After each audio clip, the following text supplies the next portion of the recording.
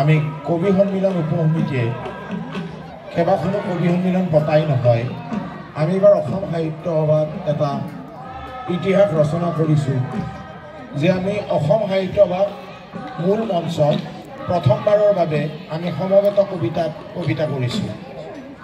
আমি প্ৰায় আজি কম দেখিছে আমাৰ ৭০জনীয়া দল এটাই আমি কিছু কবিতাৰ বচা অংশ লৈ আমি পঢ়িছোঁ প্ৰতিদিনে সমবেত কবিতা কৰিছোঁ আৰু অসমৰ সাহিত্য সভাৰ বুৰঞ্জীত কোনোদিনে এনেধৰণৰ ঘটনা ঘটা নাই। আমি পাঠলৰ পৰা কেইবাটাও আপোনাৰ ধনাত্মক দিশ উন্মোচিত কৰিছোঁ আৰু আজি আমি এটা আমাৰ কবি সন্মিলনী উপসমিতিয়ে ৰাইজৰ ওচৰত পুনৰ এটা আমি সমবেত কবিতা কৰিবলৈ লৈছোঁ। আমাৰ অসম সাহিত্য সভাৰ যিমানসকল প্ৰাক্তন সভাপতি আছিলে বা বৰ্তমানলৈকে যিমান আছে যিসকলে কবিতা লিখিছিলে যাৰ কবিতা আছিল তেওঁলোকৰ কবিতাৰ কিছু বচা পংক্তি লৈ আমি এটা সুন্দৰকৈ কবিতা উলিয়াইছোঁ এটা কবিতা আৰু সেই কবিতা আপোনালোকৰ মাজত আমি এতিয়া আবৃত্তি আকাৰে কৰিম আৰু এই কবিতাটি আমাৰ গোটেই সজাইছে আমাৰ যুৱ প্ৰজন্মৰ এজন ভাল কবি আবৃত্তিকাৰ পৰাগদেৱ চৌধুৰী। মই পৰাগদেৱ চৌধুৰীক মাতিছোঁ, চিনাকি কৰাই দিছোঁ। এয়া পৰাগদেৱ চৌধুৰী খুব ভাল লিখে, ভাল কবিতা লিখে, ভাল আবৃত্তি কৰে। গতিকে পৰাগে তাৰ কবিতাৰ কাৰণে সেই ৰেকৰ্ডিঙত থাকিব পাৰোঁ। আমি এতিয়া যাম।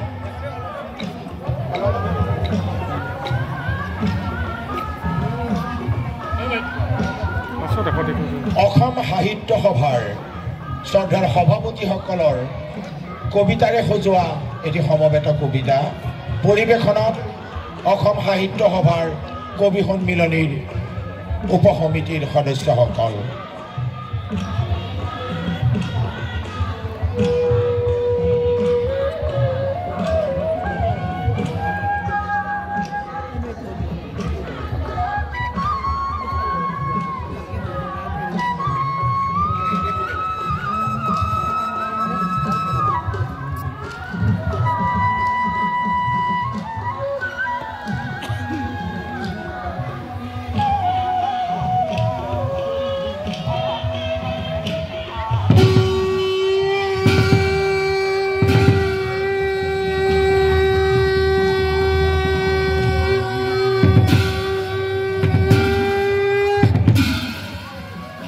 চিৰ চেনেহী মোৰ ভাষা জননী আই ধন্যে পুণ্যে হৃদ পাৱনী প্ৰকৃতি পৰশৰকে অমল কমল চঞ্চল হৃদি জ্বলে হালে পৰিমল। চিৰ চেনেহী মোৰ ভাষা জননী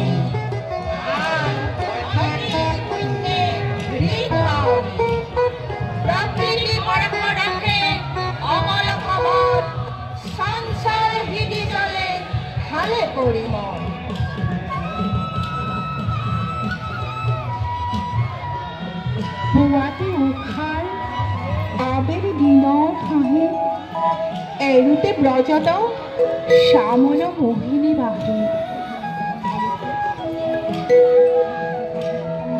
পৰিণী মনত সেই ৰিণিকি মনত পৰা মনয়া বায়ুৰ দৰে মুকলি মূৰে উৰা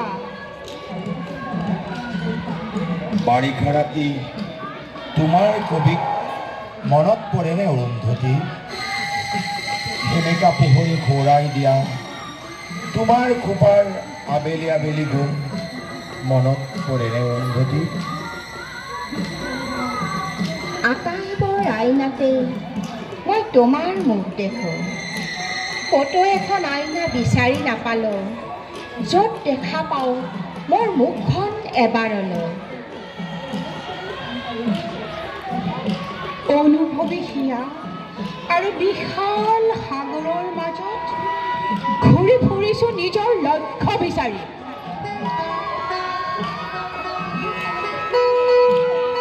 শব্দৰ মাজত বিচাৰি ফুৰিছোঁ হৃদয়ৰ কস্তুৰী ধ্বনিৰ মাজত মই অবিৰত অনুসন্ধান কৰিছোঁ সুৰৰ অনুৰাগ।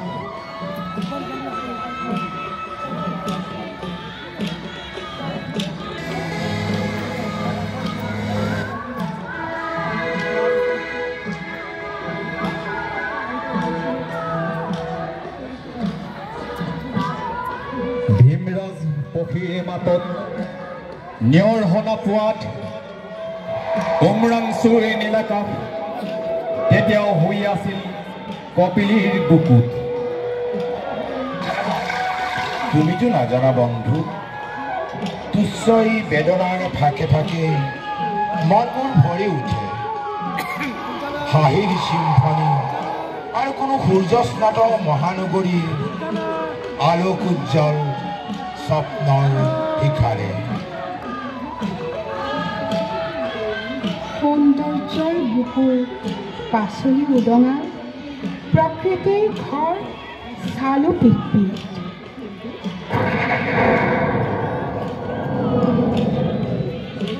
প্ৰচণ্ড ধুমুহাই প্ৰশ্ন কৰিলে তোমাৰ প্ৰাপ্যতি কোৱা, মনৰ দুৱাৰ মেলি নিৰ্ভীকভাৱে ক'লো তোমাৰ শক্তিখিনি দিয়া।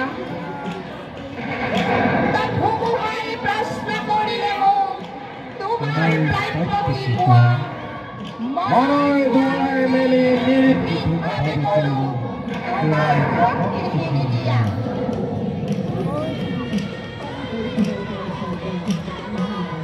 মহা পুৰুষৰ চানেগিৰে জীৱনৰ আমিও কৰিব পাৰোঁ জীৱন কৰি। অভিনয় শেষ হ'লে আয়ু বেলি মাৰি গ'লে হৈ যাব পাৰোঁ খোজ সময় পালে। কামেই কৰ্ম, কামেই জীৱন, কামেই কবিতা, শিল্পকলা।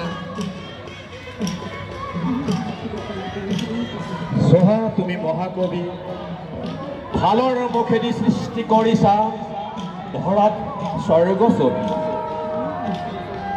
স্বৰ্গ দেখা নাই কেনেকুৱা চোৰলৈ কোন দেৱবালা গৈ বিধাতাক কিদৰে সজা। স্বৰ্গটো অধিক এই জন্মভূমি মোৰ, আছে জানো আৰু এনে ঠাই।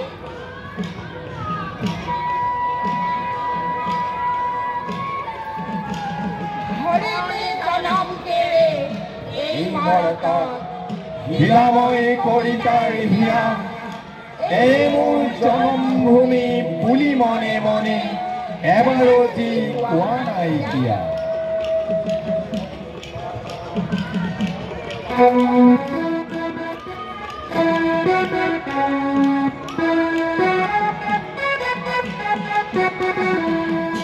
অসম অসম শুন অসম, কোনাই তোৰ চেনেহী বেগ, কোনখন কৰে গঢ়িলে প্ৰতিমা, কোনে দিলে তোক লাহটিকে। সকলো দেশত কৰি মোৰ দেশ ভাল, চৰণত সেৱা যাৰ কৰো চিৰকাল। পৰিদীৰ্ণ জৰাজীৰ্ণ পুঞ্জীভূত ক্লেদ শেষ হ'ল মহাকাল ৰাত্ৰি। উঠা হেৰিতি ধ্যানী অমৃতৰ পুত্ৰ, উঠা যত মুক্তি পথযাত্ৰী। তুমি হয়নি তোমাৰ এই উন্মোচনৰ ক্ষমতা বতাহত মেলি দিয়া সৰিহৰ হালধীয়া। মোৰ চিৰ জনমৰ চিৰ চেনেহৰ যত অপূৰণ আশা, হয়তো কাৰোবাৰ মধু পৰশত পাব কেতিয়াবা ভাষা।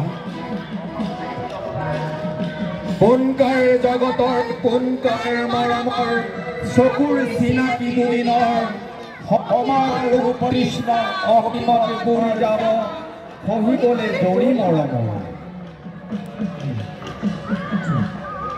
এইবাৰ উভতিলো মই, উভতিছো যোগে যোগে ঘৰ মোৱা হৈ।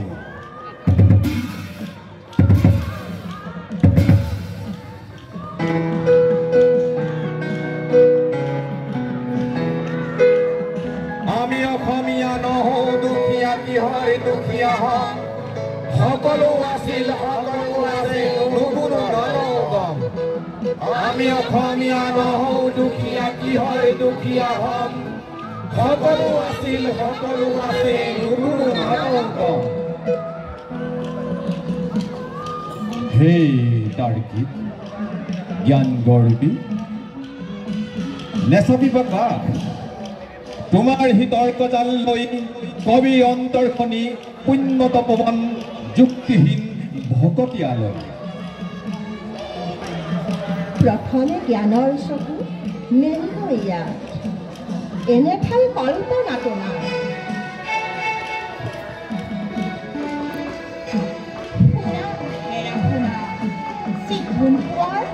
বকৰা পালানে না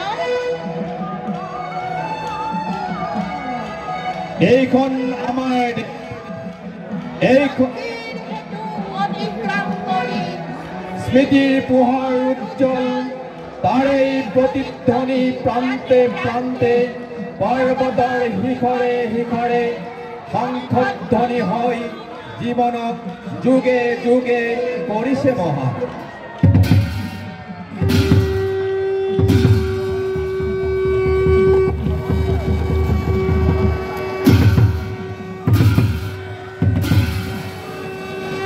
বাজক দবা বাজক শংখ বাজক মৃদঙ্গ অসম উন্নতি পথত জয় অসম বাজক দবা বাজক শংখ বাজক মৃদঙ্গ অসম উন্নতি পথত জয় অসম বাজক দবা বাজক শংখ বাজক মৃদঙ্গ অসম উন্নতি পথত জয় অসম জয় অসম চিৰচেন আহিম মোৰ ভাষা জননী ধন্যবাদ বহুত সুন্দৰ প্ৰদৰ্শন